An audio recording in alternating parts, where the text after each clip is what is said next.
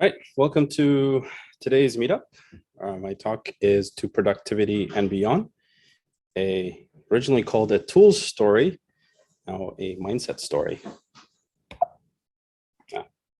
Okay, so first things first, let me introduce myself. My name is Johannes Giorgis. I'll be your host, presenter for today. I'm a senior developer at Diligent, where I spent my almost 2 years here working with the analytics and machine learning teams. My background is in cloud, data, some machine learning, and backend development. I've done some podcasting and some blogging. I've helped some data science interview preparation. But the most important for you to take away from this slide is that I am an aspiring lazy developer, which I hope to communicate to you throughout my presentation today.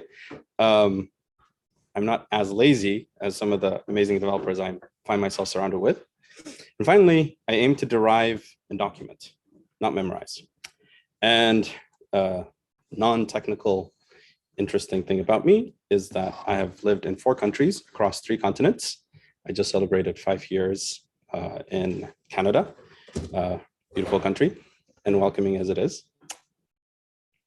So the purpose of today's goal is not to overwhelm you with all of the tools and philosophies and approaches that are out there, but more to inspire you to develop a philosophy, a mindset of your own about the process that works for you and find the tools over time that facilitate that process. Now, I want to start by a couple of quotes. Somebody did mention ChatGPT, but first and foremost, any sufficiently advanced technology is indistinguishable from magic. Now, I would argue that when you pause and think about it, our ability to send a message from where we are here to our friend all the way to the other side of the globe is very magical. It takes less than a second for your friend to receive that message and for them to respond. Think about that distance. How long would it take you to go and see your friend? I would say that's pretty magical. And someone, funny enough, mentioned ChatGPT.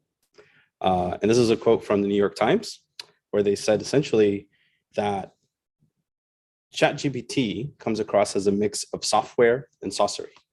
So keep that in mind, that we do some pretty magical things, even though it doesn't feel like that because we see how the sausage is made as our day-to-day work as IT professionals, whether it's developers, product managers, project managers, and so forth. First, let me set the stage. I started my career at a FinTech company where we had a growing data analytics business. This is what our data pipeline looked like, right? We had some in-house servers, and we had, of course, AWS as the last mile of our data pipeline, where our customers received it from. I was part of the data operations team. We were tasked with monitoring and day-to-day operations responsibilities of our data pipeline, which meant building new tools, improving existing tools, and making sure that every day we could deliver within the SLAs that were set for by our team. So as I analyzed what I did day to day, there was a couple patterns I realized. I built tools to gather data about our systems. I analyzed that data to understand how our system behaved. And I use those insights to build new tools or set new thresholds for alerts and alarms and provide better visibility to that system. Now, as my day-to-day, I, of course, lived in the terminal. I SSH to multiple servers, as we had cloud and in-house servers. And there was a lot of manual deployment. Now, let me give you an example. Okay, if this server happens to work for you, it's complete coincidence. The server is not owned by us. This is just a random set of numbers. But the point is, this is how you go and connect to a server remotely. Now, when I first started, there was a bunch of servers we had to connect to. The best way I saved and I could recollect this was by going back in my history. And if I couldn't find it, I had to try and derive it again. Quite a waste of time. There was a few things that I did to improve this process, but ultimately I kept asking myself, is there a better way? Is there a better process? And can we evolve past this? Now, To be clear, there was many talented people. It's just there were certain areas where I felt I couldn't learn anything more. But there was folks who had DBA knowledge, knowledge, and so forth. But in this specific instance of my own productivity, I felt like I had to hit a limit. And I was wondering how I could do better. Unfortunately, that's not where my career has ended. And with the rounds sounding yes, you can do better. How? Well, we learn from magicians, or in my case, a magician. Later on, I joined a early stage IoT startup. I was one of the first employees, and I was tasked with being responsible for the backend and DevOps side of the engineering. We were, of course, on AWS, but we were lucky enough to hire someone from AWS, my colleague, Charles. Now, Charles was a hacker turned systems engineer. He'd been playing with computers for a very long time, and he was a very talented individual. But to me, Charles was a magician. No.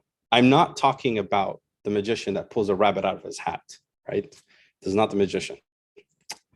And I'm not talking about beautiful PRs. That 2,000 line PR that you saw from your principal most likely was copied from Stack Overflow. Sorry to break it for you. No, what I'm talking about is watching Charles work was akin to watching a magician perform. They just blew your mind away. You could use the same tools, or rather, I had been using the same tools as him, but clearly I was not as productive as he was. So to me, he was, again, a magician. How could he do this? What sorcery? And so these were the questions I asked. How do you do that? What tools do you use to accomplish this? Because here I am using the same tool, and I can't get Vim to do what you do. How? Now, thankfully, Charles was kind enough to show me a few things. Now let's go back to that SSH example I showed you. This was pretty painful to derive, to go back to your history, to try and remember, copy paste it again.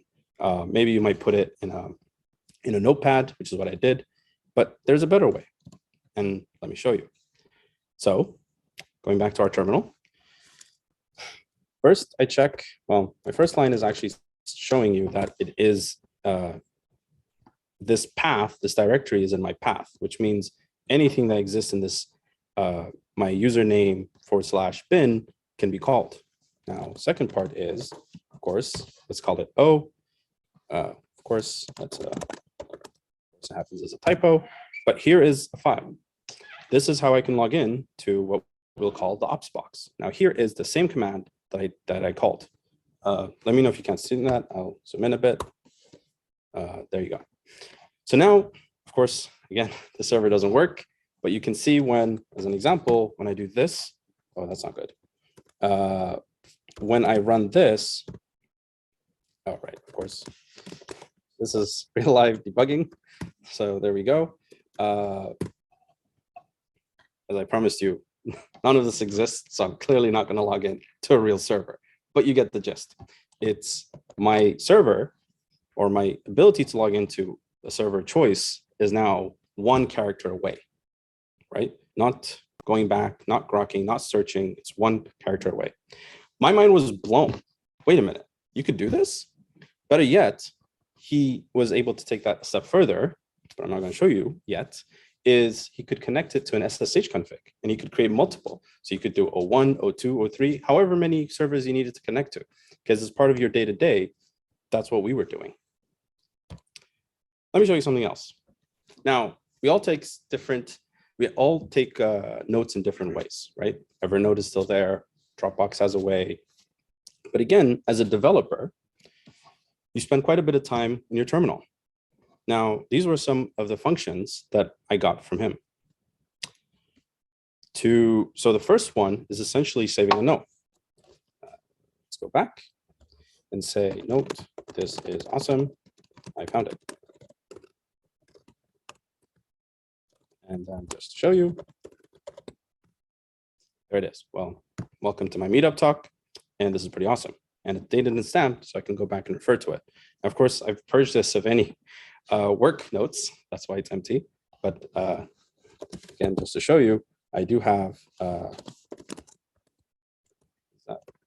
then I move this. Okay, yep. So this is my original notes. So this is where, as I discover something and I want to save it, I take notes. Viewing and editing notes right away. And the last one is my absolute favorite. This to me was a game changer. Now, you ever spend time when you're trying to decipher something and it takes you a long time to come up with a command and you finally work and then you want to save it. So then you copy it, probably paste it on Slack to yourself. You're like, I'm going to remember this. When was the last time you quickly found something you wanted on Slack? How long did it take you? Did it take anyone less than 5 minutes? All right. For those of you that don't see the crowd in front of me, I'm seeing a lot of shaking heads. So that's a no. All right. Well, let's give you an example. First, let me introduce JQ. JQ is a lightweight and flexible command line JSON parser. If you deal with anything with APIs, you're dealing with in the land of JSON, and you need to be able to parse it from the command line. Now, if I can find my JSON files, let's give you an example. So I've got some data here that I want to parse. Now, I'll need to, when I show notes, but I'll help work through it to derive it. So here, when we run it through just seeing the file, here it is, right? So now when I pass it through JQ, not only, well, as you can see, it formats it for us and it highlights it so that you can see the key and the value pairing, right? Pretty slick. So let's do something here where, again, I'll just work through deriving it. So here, maybe let's just increase this a little bit. And let's say in this case, we want to extract our name, our source, and our format into a CSV file. How would we do this? So just getting rid of that, we'll get our files. So there you go. So now we're extracting each story or each of our contents separately. And the next part, of course, we want to extract the parts that I mentioned, which was the name, source, and let's say format. There you go. Again, just parsing only a little bit. So now convert it to CSV. There we go. Now that I'm pretty happy with this, we can run it. There is our command. I think one more thing I forgot is, of course, -r. Live coding never really works as you intend. There we go. So now I found it. Got it. Now when I look back at my notes, there it is, saved. And what I can do is I can say parse name, source, format to CSV from Tom Sawyer API.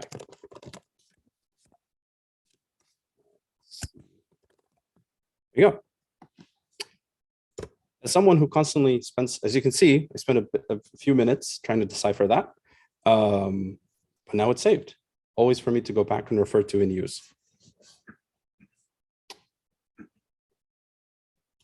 Another example. So we spend our times as developers in GitLab, right? We're constantly checking out repos, we're branching off, we're working. We might be several levels deep. So let's give us an example. So here I'm within the pandas repo that I've cloned, and I'm several levels deep. So I want to go back to the home directory. Am I going to cd up, and away? No.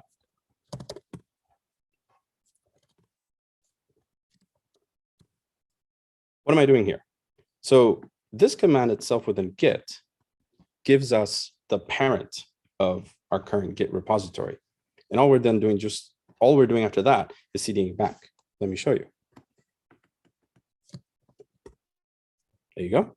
Now let me go back to where I was and just show you I'm pretty few levels deep, right? So when I run my Git command, I can see where it is. And then by cding back into it, I'm at my root of the Git repository. This one is pretty cool, and I actually use it on a regular basis. Now, just to wrap it up, I had a few utilities that I also took from him. For example, you might be constantly updating your bash RC, your zish RC, making aliases, functions, being able to edit it and source it so you can see the change is what the first command does. And the second command is for any of those of us who've spent some time, as you can see, color coding our terminal, it actually prints out the color codes for you, which I thought was very nifty, and I saved it immediately. So as I continued to work and pair program with Charles, there's a few things I started to take up, right? Yes, I could copy paste his tools, but more important than the tools themselves was his process, right? How he went about solving problems. And this process is your intellectual property in a knowledge economy, right? Tomorrow, you might change tools, you might change jobs, you might change languages, right? But your ability to learn and evolve your process and evolve your tools with that is what keeps you valuable here in our economy today. So going into the example of process, let me sidebar and explain what a .bash RC is. It's a bash shell script that is that bash runs when it is started interactively. In other words, when you open a terminal, your bash RC or your zish RC is started up. Now, as I showed you, you add functions, you add aliases, and as your bash RC file grows, there's a school of thought that says you need to bring great software engineering mindset to this.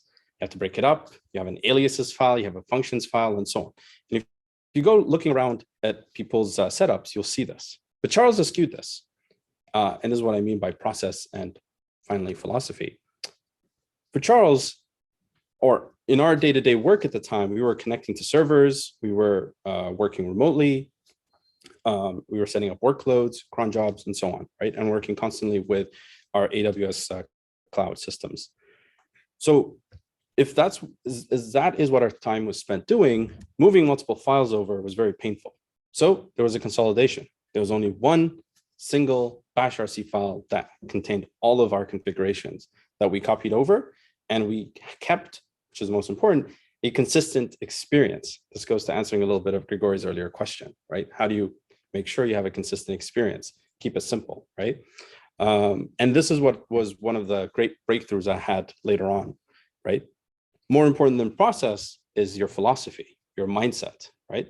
How do I go about doing my job in the most productive way, right?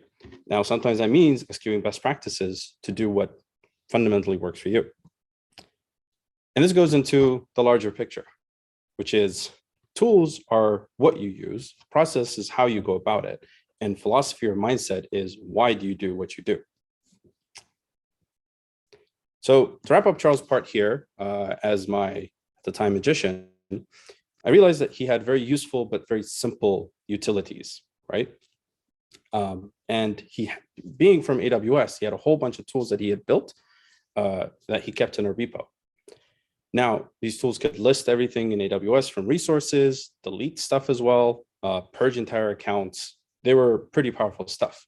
And they were just a click away from him to use. And he was able to share those with me, right? And over time, as he goes from company to company, he continues to evolve it and make it publicly available. So I sat back and thought to myself, this is quite brilliant. The challenges I was facing earlier in my career, I found someone who would solve them, not necessarily the way you need to always follow, but one way that worked for him. And for me, what was important was I had this question in my mind. How could I replicate this experience for myself? Well, you learn to become a magician. Now I was inspired, as I said, to replicate Charles's experience. What did I do? Well, like great artists, I learned to copy and paste. And let me tell you, life was good for quite a while, right? Every day I found myself being more productive, right? Things that would take me forever before were now taking me, went from hours to minutes, right? Things were being documented as I go, and all these best practices I was instilling. And I was building, to Grigori's earlier point, muscle memory. Of course, Neither life nor our industry allows us to be that stable for far too long. We need to get back to an uncomfortable position. And I hit an uncomfortable position. I hit an error. Now, the same tools I was using 8 hours a day, I couldn't use them in my evening to pursue my own side projects, to pursue my own learnings, right? Again, whether we're a designer, a product manager, or a developer, there's things that we want to learn on our own time that will help us move forward in our career or explore a new thing or a new tool. And this muscle memory was being literally thrown out the door. What was the problem I was facing? Well, you see, at work, I had a Linux system, and Linux was very happy because I was getting all these great things and I was using it all the time. I was becoming more productive. But at home, my Mac was in a sad state of affairs. Every time I opened up my own personal training repo, all the shortcuts I had built just weren't there. Now, I know what you're thinking. Let's copy and paste. Let's use, you could rsync it, right? You could copy the file over. But let me say this. Would you go to your company and say, I have found this magical solution to this problem of distributing code? It's called Dropbox. I'm going to copy files over, allow someone else access, let them copy it over, and keep editing, and it'll all be synced. No, we use Git or SVN for the older folks, or a whole bunch of other source control tools. So why couldn't I myself utilize this to make my work laptop equivalent to my personal laptop? Well, I had half a mind of chucking my computer or maybe just giving up and joining the Linux world, but cooler heads prevailed. So I started to ask myself, this must clearly be a solved problem, right? There's many people that are just not in one OS, but multiple OSs, right? And for context, the same company I was at originally gave me a Windows computer. So I had to deal with 2 operating systems, Windows and Windows subsystem for Linux. And then they gave me a Linux, an Ubuntu system. So I had to switch over to that too. So I knew this was clearly a solved problem. But how do you go about solving it? Thankfully, dot files were there to the rescue. Now, first off, you may be thinking, wait, what are dot files? So in Unix-like operating systems, Mac included, any file or folder that starts with a dot character is called a dot file. So here in home user .config, the .config is a dot file. Now I'll show you, and although I have this documented for presentation purposes, I'm going to derive it because I don't remember. So go to my home directory. What I'm trying to do is show you that, if I do this, here's the files, right? But clearly we all know our home directories have many more files than this, right? Just to show you, there's a whole bunch more. Now, first things first, tree, if I just quickly do this, tree is an application that literally lists out your directory as a tree. Very helpful for discovery. Now, of course, as I said, I don't always remember these commands, so I have to search. Man is pretty painful. It's very overwhelming. I don't know where to begin. I go into man and I start searching, is it like a -S I'm looking for? What's the closest? Shortcut? Is it depth? Am I looking for depth? -D? Maybe? No, there's no -D. There is, but that's not the D I'm looking for. No. So let me introduce you to TLDR. TLDR is a wonderful summary that I much appreciate over man pages. And now what's nice with this is I might have to move this up slightly, but tree, the first command, look at that, right? Probably the most useful thing ever, because if I did a tree in my home directory, this presentation will be another few hours, which we don't want. So first things first, here it is. Okay, I want to set one level. And then here we can print hidden. Zish. Going to what Daniel earlier suggested or spoke to, I do use Zish and oh my Zish. And so of course I have auto history, but this is the command I essentially come up with. So with other colorization, and now you can see that these are all of the dot files that are in my home directory. So again, there's .config, that's dot files. If you have Docker, it just depends on what you have installed on your own system, right? .npm for the node lovers, SSH, and so on and so forth, right? So these are all the dot files. So coming back to what do we do with these things? Well, people take these, put them in a repository, and save them, and put them in public. For the most part, of course, you have to be aware of anything sensitive, but most things you can make it public available and you'll be fine. So that was the first thing I did, right? And of course, I think I should have that here. Yep. So here. So if GitHub, if you Google GitHub, if you Google .files, you'll most likely end up on this page, which is how GitHub has support for .files. So what's super cool is, it's used for backup, restore, and syncing. And of course, you can learn from the community and share, right, by making it publicly available. So there's tons of tutorials, general purpose, or tool-specific ones. And just to show you some general purpose utilities, here's some of these. This is a whole world. You can go down the rabbit hole, right? You'll start feeling a little bit like Alice, but just start with what you're comfortable at, right? And yeah, so then you'll see that there's lots of Bootstrap scripts, and you start searching on GitHub, you'll see so many folks who have Bootstrap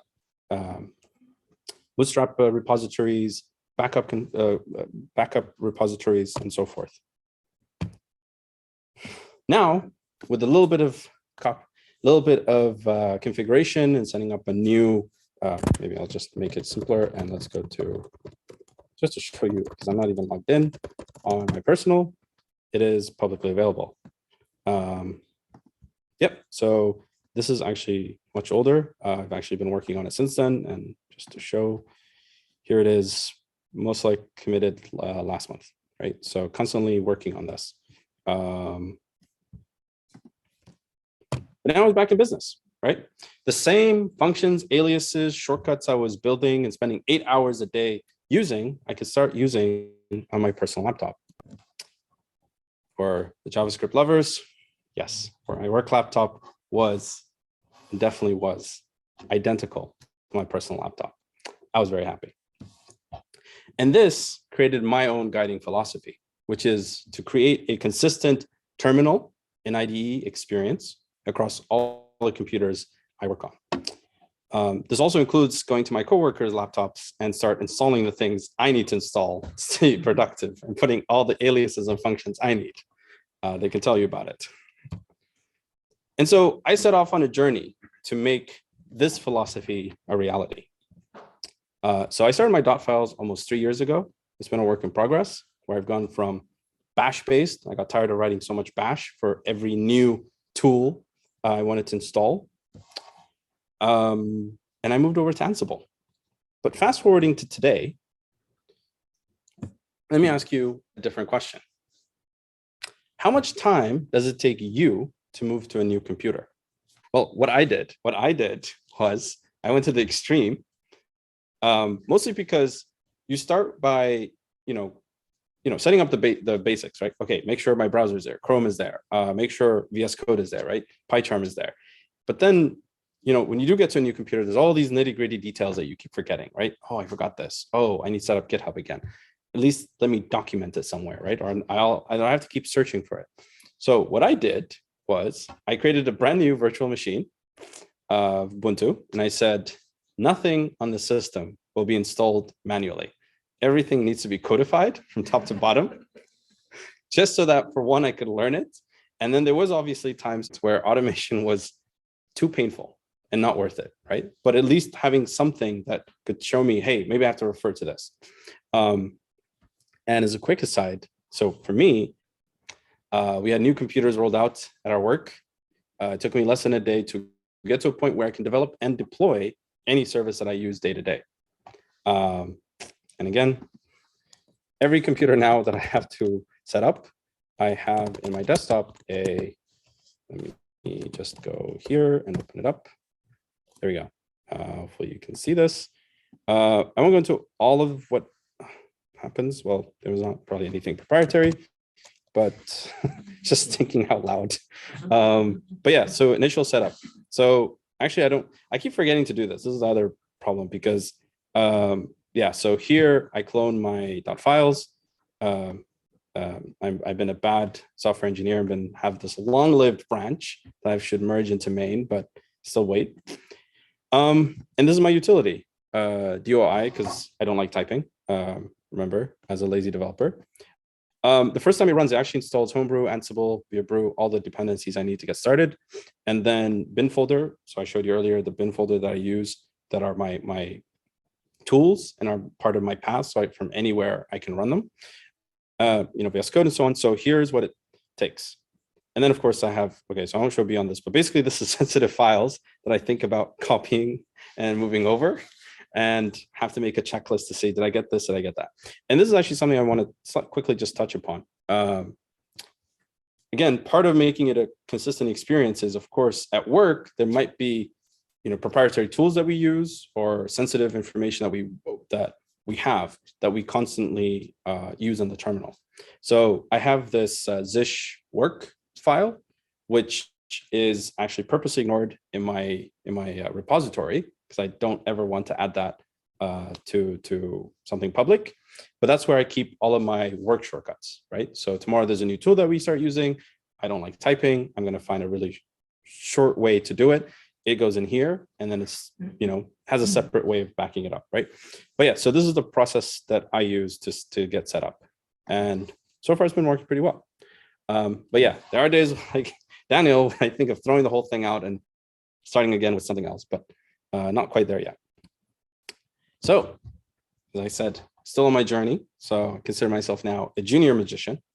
And my goal was, after this was, okay, I've done this for myself. It's allowed me to quickly set up and start working on my projects without thinking this dependency and that dependency aren't there. How could I start helping others? Well, once you start becoming a magician, you can start growing new magicians. Now, let's say it this way. There's always someone a few steps ahead of you, and there's always someone a step behind you, or a few steps behind you. So whatever you've learned, as trivial as it might seem to you, there's always someone out there you can teach it to. And so with this, going back to pair programming, as I joined my new company and I started learning, started working with folks, there was some awesome things I learned. Like, everybody uses GitHub, but can you search through GitHub and filter through GitHub, and that multi-layer deep files that you look for? How quickly can you do that? Some people blew me away. I was like, wait, you could do that? I didn't know this. What was my approach? I go to GitHub, I clone it, put it in my local, and then I start searching for it. Yes, we all have our workflows, but being able to just search it there is amazing. And I was blown away by what I was seeing from others. But also at the same time, I was starting to see inefficiencies in other developers' workflows, right? Some of the stuff I had spent the past few years putting together and honing, I saw as an opportunity to share with others. This is what led me to create last year the Super Productive Developer Series. So a lot of the topics I covered today were topics I shared with the team. Which, again, as developers, we started with terminal setup, with IDE setup, browser extensions, and so forth. And so the real message at this part is, yes, we use IDEs, we use browsers, but do we make sure that these things work for us? Now, I'll hopefully make sure, I don't think I have sound, and I'll make sure I mute it. Oh, okay. So, for example, want to make sure, yep, okay. So, for example, one of my favorite utilities that I share with everybody is a video speed controller. Don't tell our compliance team, but any video on the internet can be sped up, or better yet, slowed down, right? Those hour-long YouTube videos that used to be so daunting to me, like anything more than 5 minutes, I just can't sit and listen to it. I can now speed up to 2x, 3x. I listen to podcasts at 3x. So having the ability to do that in my browser was just amazing, right? AWS re:Invent just finished. We have tons of videos to go through. If each hour video really takes you an hour, it's a lot of videos you have to watch. But if you can watch them in 30 minutes, less, amazing. You can watch twice the videos and hopefully gather twice the information. Or at least that's what we aspire for, don't we? And Daniel also touched upon something else, which is sync settings, right? So VS Code also has its own. So just to show you, for example, here is my VS Code settings. I have things like anytime I switch from one file to another, it automatically saves it. I don't have to forget every time if you don't have that, if you just use the default, yeah, see files auto save on focus change. So the moment I stop focusing there, it'll save it. It's because, especially when you're writing a script or having during development, you might face this issue where your old logic is still running and you're wondering, wait, didn't my new logic run or get implemented? No. But you spend some time customizing this, right? And going to Andre's point, you might spend quite a lot of time setting it up initially, but that prevents you from doing your work. So this is where I say, start with where you're at, right? What are you comfortable with and build off of that. And over time, you can, as you hit a new issue, you can start solving it. And here the idea was, for example, as I customize all my sync set, all my VS Code settings, ultimately I wanted to be able to port them, not copy, paste, dump to Dropbox and recreate, but I wanted to just sync them. So thankfully, actually, VS Code now does come with a built-in sitting sync that allows you to sync it to your GitHub or Microsoft account. So the point of all of this is to show that there are tools that we use, but are we making sure that we're investing enough to really leverage these tools to be more productive? Right? First, we have to learn from magicians, all the people around us that do amazing work, not because of the output of their work, but the process that leads them to that output. And finally, next, we have to aspire to be like them, right?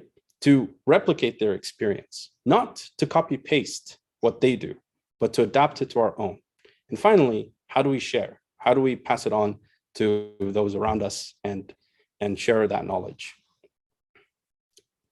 So with that, although I said this is not a tool story, hopefully you saw a few different tools and how to be used. Thank you actually really, Frank, for bringing another example of this. What is your guiding philosophy and having everything that your approach to it to solve that problem, right? So more important than the tools is your process, and more important than your process is your philosophy and mindset. What are you trying to optimize for? And what processes are you building to enable that? And once you figure that out, your productivity can go to infinity and beyond. Thank you.